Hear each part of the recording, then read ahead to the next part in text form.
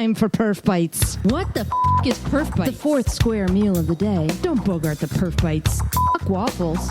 Microwave ready. Add nutritional value to your brain. It's time for Perf Bites with your hosts Mark Tomlinson, James Pulley, and Howard Chorney. Perf Bites. Whatever.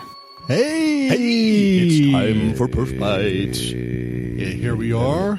Yeah, there's some sort of like a Tibetan monk sound that came out of Brian. Right? Sort of throat singing kind of thing. Welcome to the meditation session at Dynatrace Perform 2017. I'm here with my co-host, James Pulley. Many of you who would be listening right now would know who James is. And then our guest, our parallel podcast host, Brian Wilson. Good morning. Is with us. It was a little late night, and I have to say, not so much that it was late or that was a little whiskey, as James found a bottle of Booker somewhere. Booker's? Booker. Hey! But actually, we spent 2 days talking. And when you go to some of these events where it's loud, they have the loud music, it starts to burn out your voice. So we all have this sort of gravelly kind of voice over there. Yes, we do. Yes, we can all be froggy. Yeah, that's right. That'd be good. Anyway. No, we haven't all taken up smoking. We haven't. So we're still going to do our tradition in Dynatrace forums. We're going to do some spot things. We have some offline recordings, right, Brian? We do. So we're going to edit those up and actually post them throughout the day. Plus, we'll still be taking testimonials. If you're at Dynatrace Perform, follow us, hashtag Perform 2017. Yes, please. Or Dynatrace, or Peer_DT is your at the podcast user on Twitter. I will also say, so yeah, if you come by the booth, just let everyone know we're giving away stopwatches as usual because the Perf Bite stopwatch is kind of a special item. So come by and get a stopwatch. We are gonna give away a pair of shoes. I'm not sure exactly how we'll do that. Yes, because we don't have too many stories. I have about 3 that we can bring up. Yeah. And then we are going to just, anyone who gives a testimonial is going to random drawing for a drone. The Parrot GPS drone. AR drone. And it will be shipped to you. Yeah, we don't. Yeah, you don't have to worry about nowadays. bringing it home in your bag, in your luggage. No. You We'll don't have to worry about that. That's right. We'll just ship it right to your house. It'll actually come through Amazon. So they'll ship it with a drone? So maybe a will drone will deliver your drone. Is that allowed? Only in certain markets, I think. I do want to talk about this does have a little bit of applicability to our burgeoning artificial intelligence agent. Yes. So for Davis. Correct. Davis. Yeah. And I think people who are maybe listening to this, generally if they're not at Perform, but they're tuning into some of this really cool announcements that are coming out of Perform, it's out of Dynatrace, is this Davis idea. And a lot of people have said when we asked them how's the show, what's the coolest thing, and like there was a live demo of AI integrated into some kind of AI integrated electronic show. Oh, right. NVIDIA unveiled their intelligent car platform. That's right. Connected car platform. I was the keynote speakers from NVIDIA on that. Yeah. But part of that is a big AI back end for all the fuzzy logic associated with driving. That is pattern recognition for signs, for people, how you target bicycle riders with the vehicle. Right. Or not, depending upon the vehicle. Yeah. Et cetera. Yeah. Or if they're riding in a large group and... Well, you know how it works. Yeah. I could see how that works. Yeah.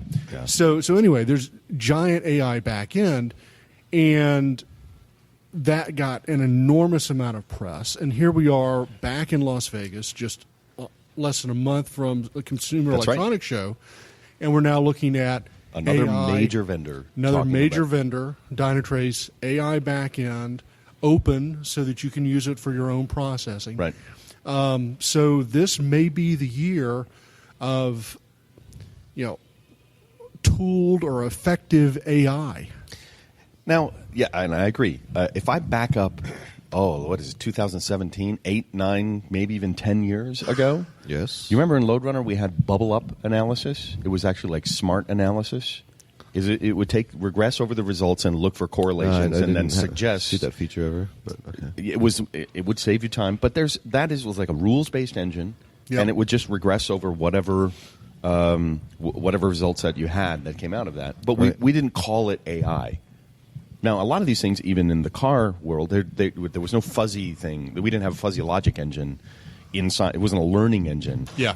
Inside, it was a static set of rules to do that kind of stuff. But at the time, 2007, 2008, everyone was like Web 2.0, and then somebody said, what about Web 3.0? That's the semantic web. Semantic web, but AI was part of the Web 3.0 thing. So maybe this is one of the, I'll say, apocalyptic indications that we've moved into a new era of Web 3.0. But it's not web if it's in your car, but your car is connected to the web. Yes. I think that's true for doesn't Tesla's engine is their auto driving. Audi is the big integrated partner with NVIDIA. Right. The Audi connected cockpit, if you've seen it, where you can change the dials. You can actually have your GPS right inside the center portion of the dashboard. I'm drawing with my fingers in the air. To indicate right. Heads up navigation and that kind of stuff. All of that type of stuff is based around that.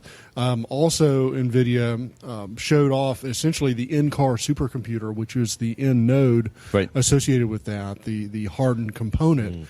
That part of the AI can actually run on. So if it is disconnected, you're out of cell range or whatever, it has part of that fuzzy logic rule set. That, and has enough data to... It has enough data that can keep you going without getting you into trouble. Very cool. So let's bring this back around to Davis. Yes. And now we're seeing an engine in the vast amount of data in a very simple... incident in production can produce, as everyone's in the performance world, just all of the different layers of monitoring, plus all the different layers of logging, plus up the stack you've got all the exceptions that you might want to pull, all the metadata about the context for the workload. You've got all the front end of the system, back end of the system, cloud end of the system. There's a tremendous amount of data. And it, as we know from other vendors that are chewing on this as well, it's a big data problem.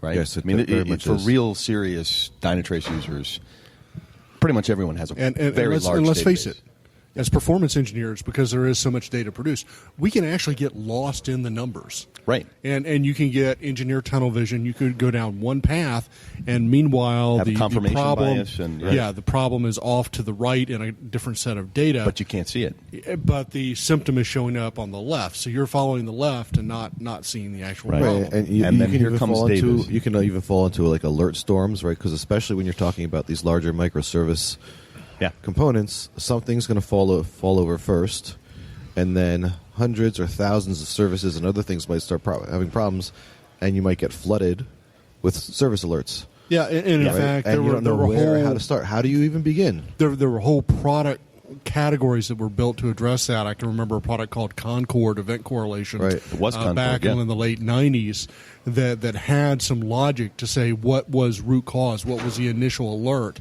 in order to prevent 50 people chasing 50 different alerts at that point. But even taking it further, just because one system has an alert, that doesn't mean that might have been the first one to throw the alert. Right. But that might not have been what the problem was. Correct. Right.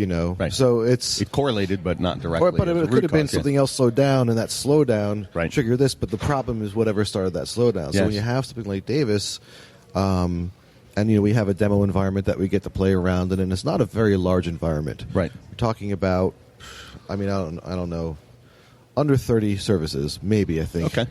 Right? Running on a handful of servers. And yeah.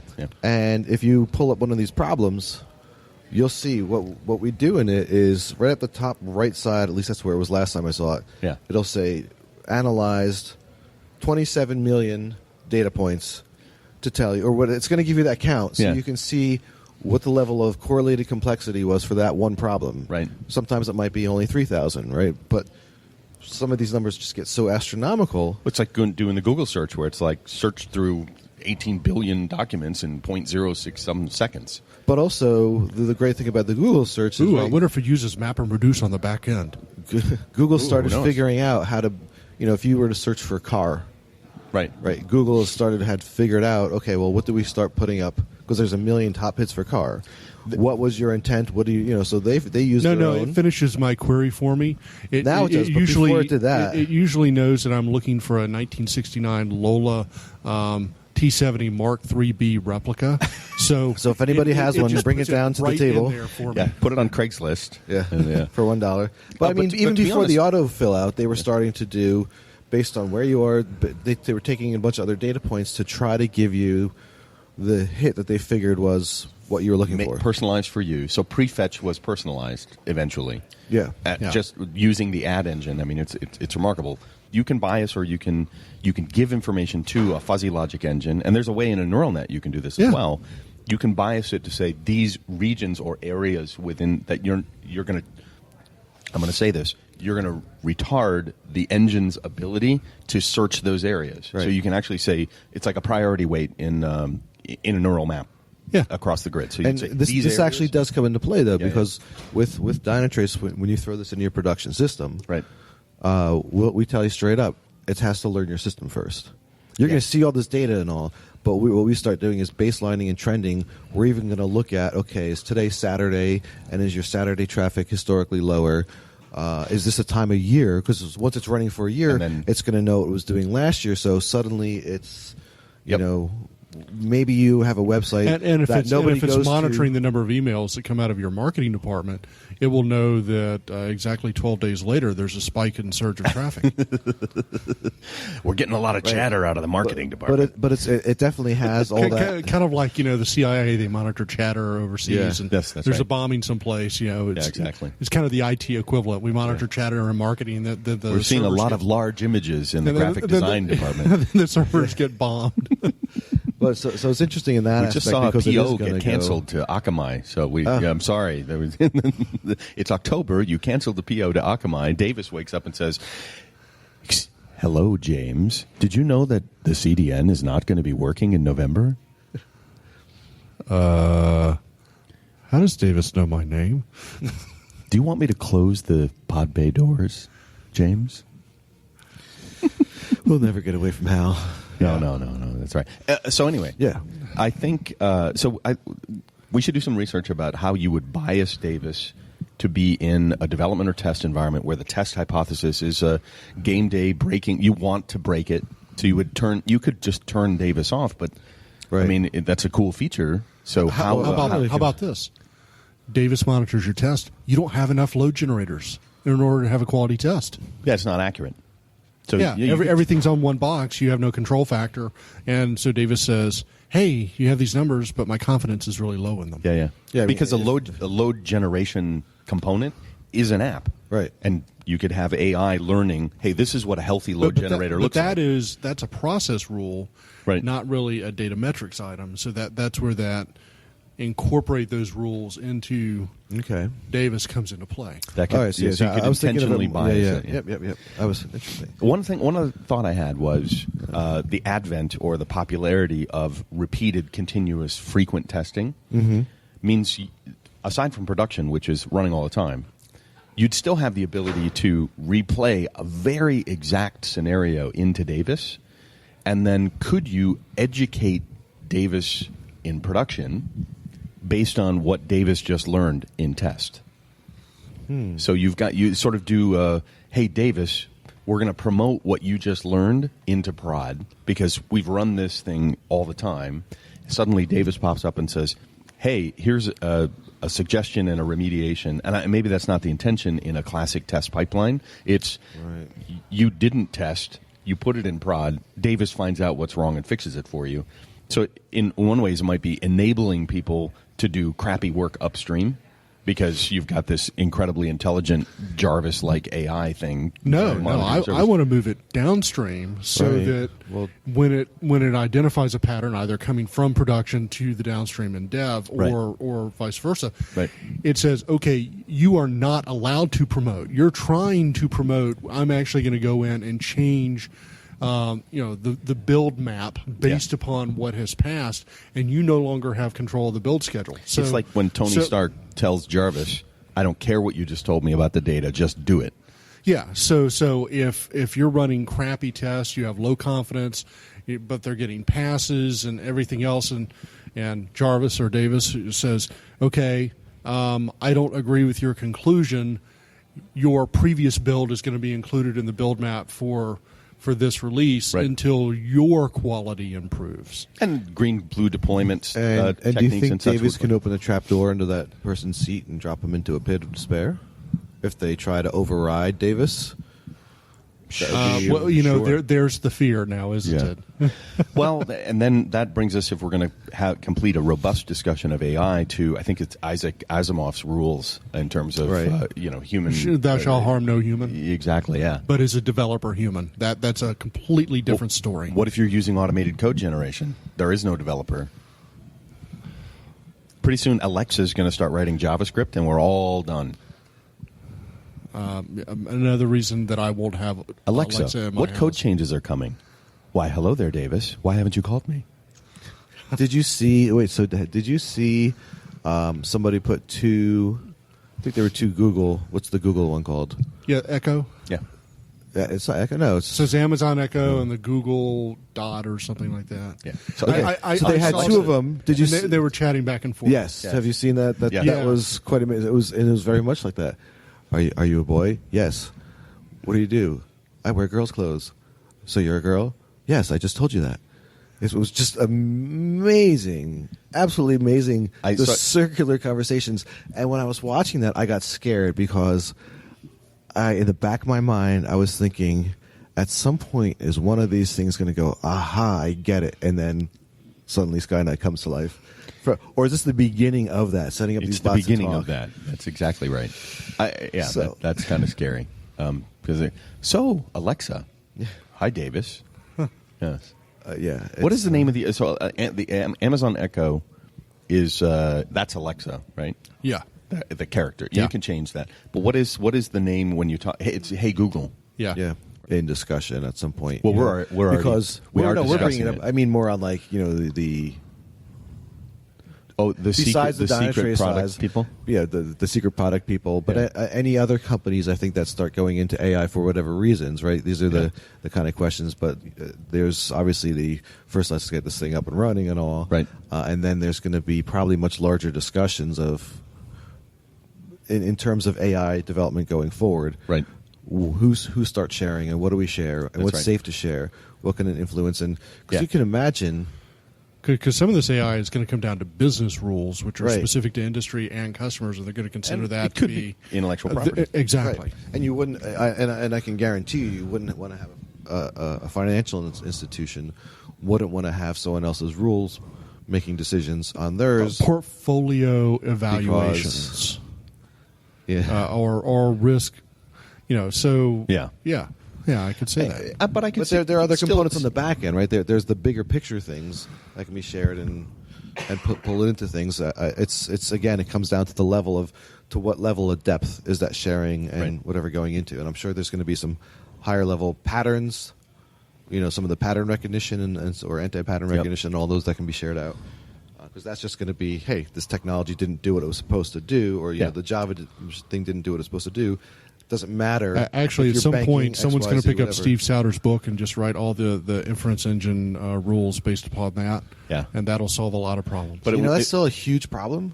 We had Pat Meenan on a while back when he was doing his machine learning with Tammy Everts. Yeah, and we brought up the Satters thing, and it's like they're still tremendously huge problem. Yeah, this kills me. And they are. HTTP2 changes the game a little bit, but the core rules are going to be the same, conceptually the same rules. But it's not about the rules so much; it's that people aren't following them. Yeah, it's like a religion almost. And it's been like how many years has it been around? I think it was about 10, 12. Okay, 2004. The general rule of to minimize resources for improved performance has been around since the dawn of computing. So as a computer guy. Hey, we're back at Dynatrace Perform 2017. We sure are. Hello, James. Hello, it's Mark. lunchtime. Is it? It's lunchtime already? No. Isn't it? Well, almost. Close. We cannot eat until that clock says 12. We are conditioned animals, and that's that. It is lunchtime, though. There's a lot of traffic. Well, there's going to be another session still. When? Going on now. I think that ends at about 12:15. What are all these people doing here? Well, these are the people. Hey, you were in my puzzle session. Yes. Lang Hui. Great to see you. Lang, how are you? Wonderful. Would you care to give a testimonial about your experience in the puzzler class? You liked it? Definitely. Yeah. Like a lot. Yeah. What did you like about it? The like about is that you bring a question that seems rather very typical of what we see every day. Yeah. But there's something on your description, on your question, something differently. But the outcome is always surprising. Yeah. And the surprising in the is real that world. In the real world, that it's not purely technical you can come up. You have to understand the business. And there's a human factor. Yeah. Every answer of yours, there's some human factor there. Yeah. That is not like you can feed into a computer coming out. No. Yeah. That human factor is make all the sense. So that was good. Of the 3 puzzles we did, which was your favorite? The one, let me see, the second one, the one, how do I say? The one on the route? Yeah. Yeah, that one. Yeah. How do you do that? Yeah, exactly. Yeah. Isn't that... And also the one on the medical school, the drug also. Yeah. You really Drug usage understand the old system. How they have this kind. By the second you mixing that up, then that you don't understand that old legacy. And of human factor. Old meets new. Exactly. Yeah. You can have all the modern technology and idea, and you don't get it. Yeah. Yeah. Cool. So yeah, it's one of the best ones. Now, can you think, in your experience, do you have a puzzle in your experience from your story? So can you think of a puzzle from your life? I will tell you. Okay. All right. So one day, talk on the mic. So Yeah. I was manage the system. One weekend, Yeah. I was with my kid on the field.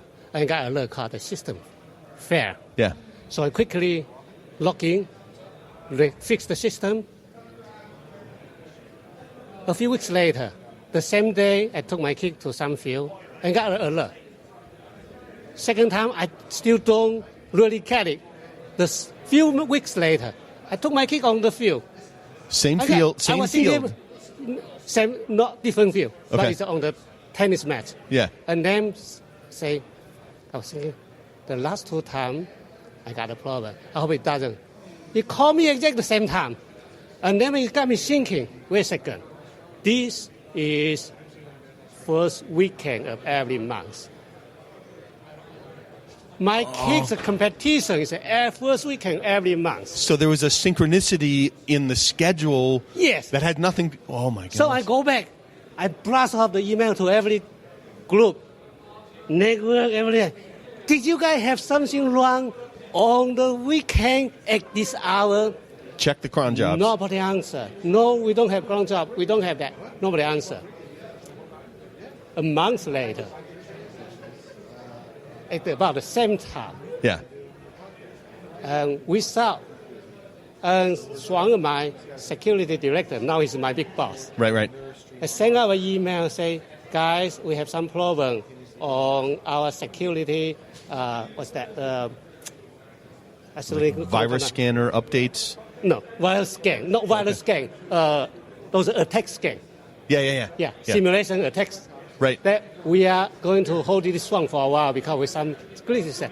I said, Joe, we got you. I got you. So they were Because at that time it didn't scan, so on that week, on that month, it didn't crash my system. and it's an external service. No, it's that does internal. Internal pen testing. Yeah, pen testing. Attack pen testing. But even himself didn't really relate it to this one. Yeah. Because everybody is thinking database malware. Yeah. But it's the simulation attack. This is a POS system, very sensitive, the milliseconds of the transactions. See? So it's a human caused problem. Factor. Yeah. But also you got something like that. With today Dynatrace, you probably quickly got out there the first weekend Monday. Right. By that time, we don't have that. I just, why? Every time I took my kid for competition, you call me about the same time. And of course, in that situation, I would walk, like, I'm afraid to walk out on the field. What? Right? Is there something in the air? Is it my mobile phone? Is it something to do with my child? Yeah, it's incredible. Every time I walk on the field, The systems go down. Yeah. That's bizarre. So that's a good one. Yeah. That's very good. Awesome. Tell people about something like that. This is technical. If it's a pure technical problem, actually relatively easy. It's some kind of unexpected behavior. Right. Or human factor. Yeah. The human factor there. There you go. All right. But anyway. Lingo, thank you very much. Thank you so much. Have a great great time with you guys. Yeah. Awesome. Enjoy the show. All right, that was not. I just got a whole new puzzle out of him. You did? That was awesome. I wasn't paying attention. He was very excited. Passion. He provided. They did well. A good puzzle. That team did well in the puzzler session. And they're the ones that also cracked the e-commerce problem. Was that? I'm just giving background music while you think. Yeah, I'm just thinking. I forget which team it was. Might have been Team 4. Okay. He was in Team 6. Okay. Yeah. All right, so dude, we have some selfie things going on here at the photo booth. Ah, yes. Yes. Someone speaking to Davis. Hello, Davis. Hello, Davis. That'd be good. Can you tell All me right. what happened last night? No. Please don't. Yes. Davis would reply, I found several things wrong with your itinerary and activities in Las Vegas, but I'm unable to tell you anything more about it because... What happens in Vegas stays in Vegas. Yes. Yeah. Yes. Would you like me to tell your spouse about what? No, I'm just kidding. It was very interesting over beverages last night, the amount of interruptions we had from local characters. Yeah, there are some funky, weird people in Vegas. Yes. And you figure there's a lot of people in festive and also like the Lucky Charm kind of thing. There were street dancers. It's really Nobody cool touches street me, dancers. Lucky Charms. Street, something. Yeah, no, I mean they were like a dance troupe. They were like sorry. Anyway, so I went to the Dynatrace Atmon roadmap session just before. Yes. You did just now? Yes. Yeah, just before. Okay. Top 2 things off the roadmap. I'm doing this to everybody. Give me your top 2. Drill down to Pure Path in the web client. So you're familiar with the old-fashioned rich client. So like in not this old-fashioned. Is in 7. So 7 you get pure paths in the web. 7. So in 6 you don't have pure paths in the web. 665 no pure paths in the web. Right. So we have for James's and for anybody else. Right. We have a rich client which goes super super deep dive. It's really really super super hardcore I've used tool. it before. I like it. Right. And everyone wants a more simpler web UI. And you can embed the web stuff in other. You can do all sorts of things. And we've been working on the web UI, but it's always been a lot more for higher end stuff. And then once you need to get deep, then you drill down to hit the a button and it opens the rich client. Yeah. Now though, with the Pure Paths in there, bam, you can stay Pure Path in the web. Unless you're doing something super complex to dig into. You can now stay mostly in the web UI for almost everything, right. so that'll be really cool. cool. So I was actually talking earlier with Venkat from State Street, I think it is, SSG in Boston. Has a really interesting problem with serial and parallel processing to do. I think they do something funds-wise, right? But a lot of different systems in parallel and a tight window because they have to do reporting to fiduciary and all the other. They have to report the fund. From like 4 to 7 p.m. Yeah. But the thing is, so many people have been using Dynatrace there for so long. They all use the thick client, right? And there's at 3 o'clock, the front end server just gets hogged and everything slows down because they're actually putting too much stress. Right. So I'm like, you could just give some hardware to the front end server because it's a fairly simple proxy kind of. Right. Front end server isn't the meat and potatoes. Well, the front, but it does have to be on the same box as the back end server. It does, but you got give some more juice. You're just running out of juice. Or he's like, we want to go to the web, but they're still, I think, probably in version 6 they don't have pure paths.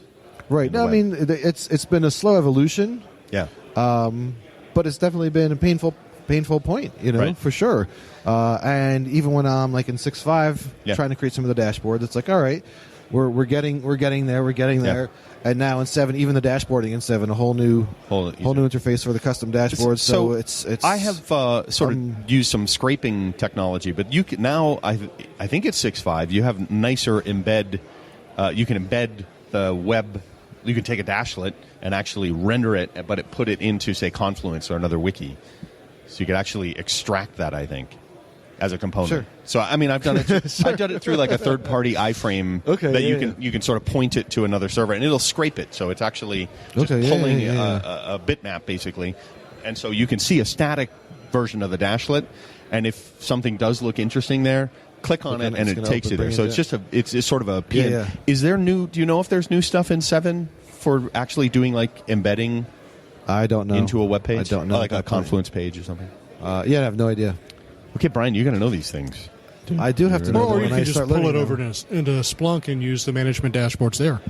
So you Well, get one tier If you have removed. Splunk.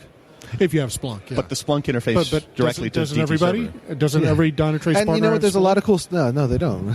Obviously not. I thought there was a high coincidence between the two. No, but there It's are a a few. free tier of Splunk too. You but can but get the single use, right? The issue is there is once you start putting things into Splunk, you're now paying Splunk more for the data reads. So it is a wonderful thing you can do, but Splunk charges by the amount of data that you're putting into it, unless they've changed that model. Yeah. They've had some pricing changes recently. Okay, Yeah. so I don't keep on top of it, but that was always kind of one of the things we'd go, oh, you got Splunk. Hey, if you want to do all this more complex things like you're talking about, feed this into Splunk, and now you can take multiple sources of data that you're feeding in and push them together, and they're like, well, we're going to have to pay a lot more to do that on the Splunk side. But now it's great to hear that they're...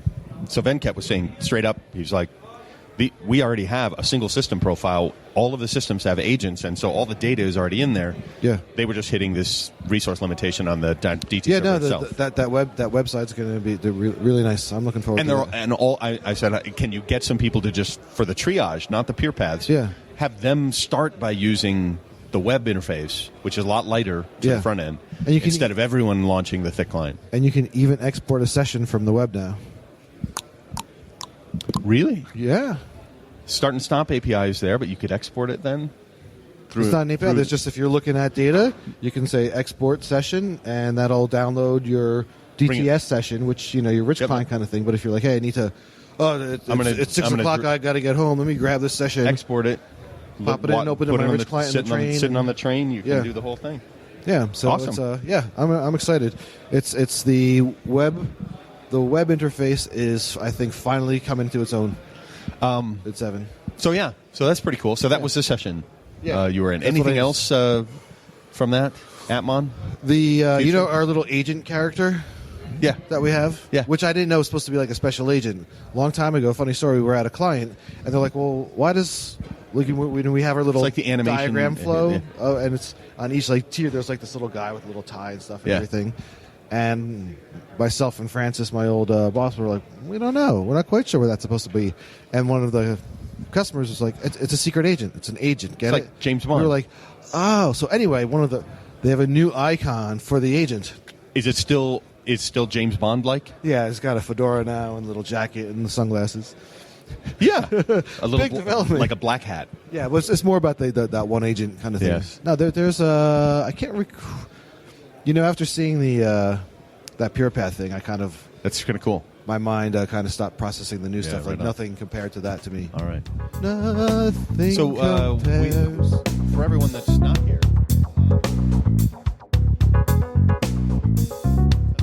what do you think? Yeah, you're on. All right. James. So how are you? Good. I'm here from Detroit. I work Bring for the mic up a little. Yep. Sorry. Just right on the mic. Yeah, you're All good. right. I'm here from Detroit. I work for Fiat Chrysler.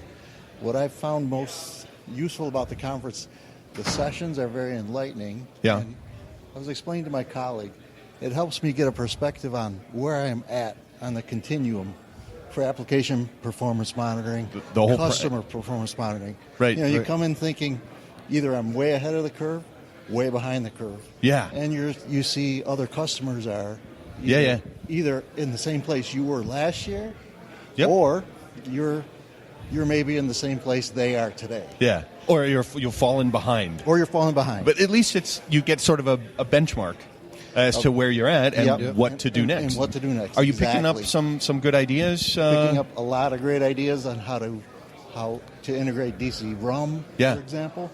Some of the vendors on what they're doing. Yep. Integrating with the products. That's cool. Yeah. Now and even how to stretch the other tools that we have maybe integrate into Dynatrace. What version of Dynatrace are you on? Your latest 6.5. You're on 6.5? Okay. So I know there's some other integrations that came in 7 as well. Yeah, they're going to be putting the. I don't know if you were in the Appmon roadmap just a little while ago meeting. Pure Paths are coming to the web client. Okay. Do you use the web client or mostly? That's one of the best kept secrets. It is, isn't it? It is. It's really changed. It's gotten great. I remember even back in 2015. It's getting really robust now. You're gonna, if you want to, even for the technical folk, they're going to be able to probably spend about 90-95% of their time in the web before having to go to the rich client for a super deep dive. Yeah. So at Fiat Chrysler, we're kind of organized to where I'm on the infrastructure side. Right. I came from the app side, so I brought in 3 of the app folks with me. Okay. Yeah. So now it's a big aha So is moment this? for them. I think it's Bogvia. Yeah. Yeah. Argovie, yep. And Fran doesn't work. Oh, yeah. Does Fran? Vince, yep. Yeah. So your whole team was there. Yeah, my whole team. So since you brought those people over, they can't blame the network anymore. They can't. We'll continue to blame the network. But now we know it's the network. But now their eyes are opened up to see the capabilities of what's out there. Yeah. And it's not filtered through me anymore in my, lenses. Right. So it's been great for that. That is very, very cool. What do you think of the Davis stuff? Well, now that we spent some time at the Davis desk. Yeah. Now that is very cool. Yeah. And like I said, that's one of the areas where it's like, how can I use voice recognition in other areas? Not just Dynatrace. Does it understand Italian? Very important for Fiat Chrysler. That's true. I'll walk before I run with that. I wanted to ask too. Understand the cuss words because that's what the CIO. Yeah, there you go. Yeah, Sergio is very colorful in that sense. Yeah. That sounds great. Cool. So you think you'll come back to perform again to get a benchmark and keep going? I hope I get the opportunity to come back next year. And so you came to Hot Day. You were in my puzzler session. Yeah. You went to a morning session as well? That on Monday, was it another Hot Day session? I went to the morning session, and it was the getting started, and it was only to go back and understand what didn't I know. I was if there were any gaps. If there were any gaps. Yeah. Because, I use the tools today, but am I using them to the fullest kind of thing? And that's what I was trying to get out of the morning session. Did you find any gaps in there? Were there some new stuff? Yeah. There were some. A couple? Yeah. Yep. I think there is such breadth within the product that as I go to other customers using it, they don't know what they don't need to know. There's like I'm getting what I need out of it, but you go to that session, you're like, well, it was a gap. I didn't even know I needed that until I saw it. Yep. Oh, you can do that? I'm not thinking about this right. And you get ideas on what to do next. You keep peeling away layers at this thing, and you can realize just what little you know. Because of my day-to-day job, I don't have time to sit there and just kind of go through this. So it's great to come back here, come to here. I've never come back yet. But great to come here, see how it all fits together, see how others are using it. Make connections. And get your brain boiled by a performance puzzler. Yes. That was a lot of fun. We still talk about that. Awesome. And I was just curious, as far as the tips and everything you're picking up, has it mostly been from sessions, or are you connecting with other customers and doing any sharing of, hey, this is what cool things we're working on? And well, we've connected during breakfast. We sit with a different group every day, so excellent. So you are picking up using it. Excellent, excellent. And that's what's kind of helping us gauge, kind of where we're at. With relationship to other people, you realize, hey, you really aren't the stupidest guy in the room or the smartest guy in the room. I'm somewhere in there. As long as there's someone, that's like they say whenever you go hiking. Yeah. When you go hiking in the mountains, make sure there's someone slower with you. Yeah. That's right. Yeah. Then for the you don't bears. have to work as hard, right? Yeah. But for the bears. Yeah. But there's a guy named RJ. He's I think he's out of Portland, Northwest. He's part of a Dynatrace team, I think, sales team or something. Oh, okay. But RJ does this thing, this like extreme physical endurance events. Like people do those like mudder events, but there's like special forces type levels, and I think it's called Go Ruck. I think. If I'm remembering correctly. But it's just bizarre. I thought I'd just bring that up out of your reference. We do that on the podcast. We just randomly take tangents. And Andy's not here to put us back on track. So. No, that's right, exactly. All right, James, thanks very much. It's great and thanks again for sharing your experience. Hey, Walt, you want to join us for a little chat? Oh, you're going to lunch now, right? Yeah, but it just started. Yeah? You're not going to keep me here for an hour, are you? No, just about 15 minutes. So, yeah, Walter, good to see you, man. Good to see you too, Mark. How are you doing? At the end of every Perf Bites episode, we give a shout-out to people and things we support, and the Performance Book of Knowledge, Performance Engineering PBOK, is in there. I love it. For the last 4 years. And sometimes I say it really, really fast, but it's been repeated. And let me know, what are you up to doing now? Because I know you've had different companies and worked in different ways. Yeah, so mostly collaborative consulting was where we started, right, and grew that company. And now we got acquired back in the fall by CGI. Right. So we went from a 400-person company to a much larger company. Global, huge. Yeah. Global, huge, with just a credible delivery capability around global delivery for letting us leverage more performance engineering services. Cool. So kind of getting our arms around that. Cool. And still doing delivery around software performance advisory for companies that need to set it up. Right. I have a performance team. How can I make it a little bit better? So that's always fun. That sounds awesome. And so this was just recent, just like within the last year? The acquisition? Yeah. Oh, yeah, it happened, due diligence was most of last year, and official November 1st or 4th. Oh, very, very cool.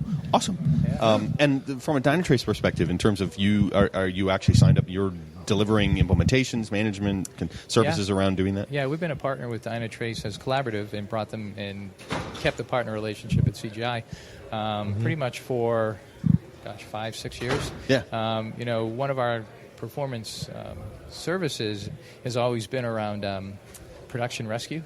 Sure. Always a favorite. The SWAT team. The SWAT team. Yeah. I love that practice.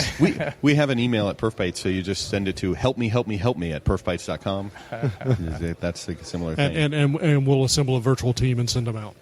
All right. We've never had to do that. Well, I guess we sort of started that. But you guys actually formalized it in an escalation routine and the individuals, Yeah, how to do it. And it really evolved. Back in the day, we'd start with scraping all the logs and putting it all together. Yeah. And it just took so long with tools like Dynatrace to be able to plug them in, drop them in to an environment and start saying, oh, here's that insurance policy that you looked up that already existed. Do you know that you did 150 database updates? Yeah. Does that seem right? Yes. Yeah. It's sort of N plus 1 plus 100. That's right. And using a tool like that when you're dropped into a big company for they're working with a vendor or product and everybody's pointing at everybody else, and you can say, no, it's actually is the database. Here's why.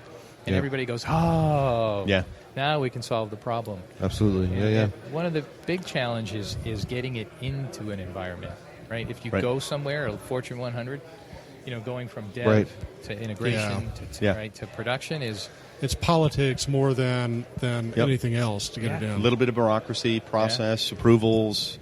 And I guess some people think it's security. I've never, and depending on the logging, you might have data in Dynatrace that's like PII and stuff like that. You can see an encrypted user ID or password occasionally, or realize that the vendor is not treating the password properly when you suddenly say... you find a bug. There have been times when I've turned on the request headers to capture the username, and right there as well is the password, and it turns out that the application is using your Windows login to get into the application in the browser. And you're like, okay, we're not going to turn this on, but you might want to register this as a concern to your company. It does shed the light on more than they think it should. Yeah. So.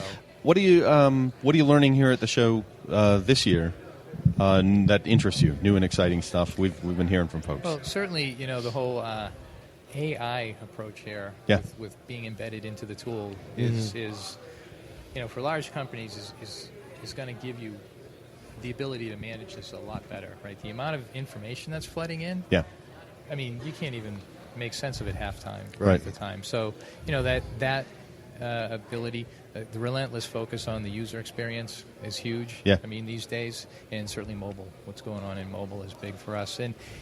And from a partner perspective, just the ability that Dynatrace keeps adapting the partner model. Right? What can we do to help? What can we do to help? So that's very good as well. And we're meeting with some Dynatrace people and one of my clients later. Nate Tresca? I'm sorry? Do you work with Nathan Tresca at all? No. Okay. Haven't. He does some partners. All right. Yeah, and we just did a webinar with Andy. Okay. A couple weeks ago on the AWS pipeline. Right. Oh, yeah. It was really cool. My team, kind of built an app Java based. Use GitHub. They set up the pipeline. Right. Set up the testing. Set up the app on. And once they got it working, you could just see did the code check-in and GitHub, brought it through the code pipeline, unit tested, deployed it.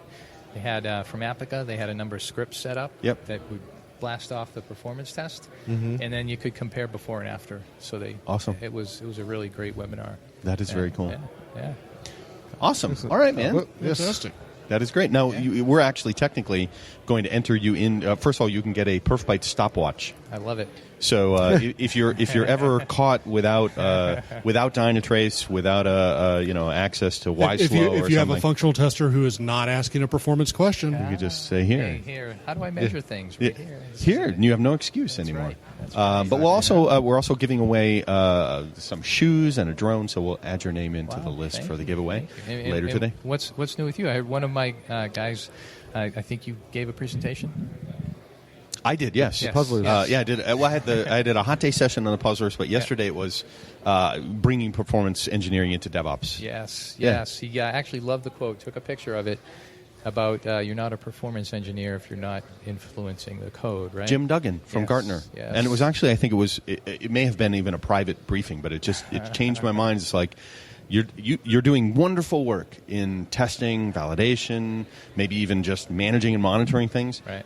But if you're not actually getting ahead of the brain that's trying, not just architect, but if you're not influencing the writing of the code, you're not engineering for performance the same way. I think there's also, remember BSIM was build security in maturity model.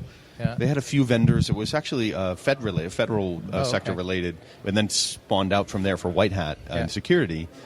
Similar kind of thing. They're like, we're going to build security into so now every developer I meet in almost any company, they're like, how to write secure code. Everyone has a copy. And we go twice a year, right. we go to workshops. There is nothing for how to write performant code. Maybe we need to, how to write performance. Well, actually, performance goals. We've been doing more and more non-technical work. How's that? So working in SDLCs. Yeah, how do process stuff. Yeah, how do I get in my requirements those goals specified, and how do we gain? So we were just joking. Davis needs to look at all the requirements documents and say, oh, look, there's nothing about security here. Oh, look, there's nothing about performance here. Dr. Chandler, did you know that web service requires 3-second response time? Would you like me to add more hardware? It's because you're not meeting. Dr. Chandler, I noticed that you didn't test this. I don't see any test results, Dave. Are you sure that I should promote this? Dave, I love it. Dave, that is awesome. Dave, Hal, this is the most important message you'll ever send. Yes. It's called a test result, and you need to send it to the CFO. But otherwise, we've been doing the podcast, consulting independently. Myself and James, of course, is a CTO of a couple different companies and consulting himself. Yep. I'm working with a couple different customers. I'm a full-time employee of PayPal right now. After years of working with them, so doing DevOps with that group is fun. Yeah, that's exciting. It's brand new. Is a huge company, but this particular team is doing some transformation into that. It's really cool. But yeah, living in Philadelphia, loving life. All right, going around to conferences and doing live podcasts. And I know, I love it. This is good stuff. Awesome. Well, it's great to chat with you. I'll let you get off to lunch. Nice to see you. We need to sit down, the three of us, and come up with a whole bunch of rules for Davis. We will. Let's do it. Yeah. Awesome. Okay. Thank you, man. Thanks, guys. Thank you. And then come back and tell us how lunch was. All right. All right, fellas. So, yeah, and no kidding, we do at the end of every PerfBytes episode the Performance Engineering Book of Knowledge, and Walt's one of the guys that worked on that a long time ago. Just helping friendly for those of you who do listen to PerfBytes, check out the end of every show. It's unique and different every time. Some people show. don't. Well, some people don't listen all the way to the end. Yes, or they hear the outro music and they just stop. They stop it. But we do something unique for every show. It's kind of like when the credits, when they do something at the end of the credits in a movie. Yeah, you have to. Right? Why do you sit through the credits? Yeah. Yeah, or when you're reading a license agreement and you get to section 42 and it says enter this code and your license is half.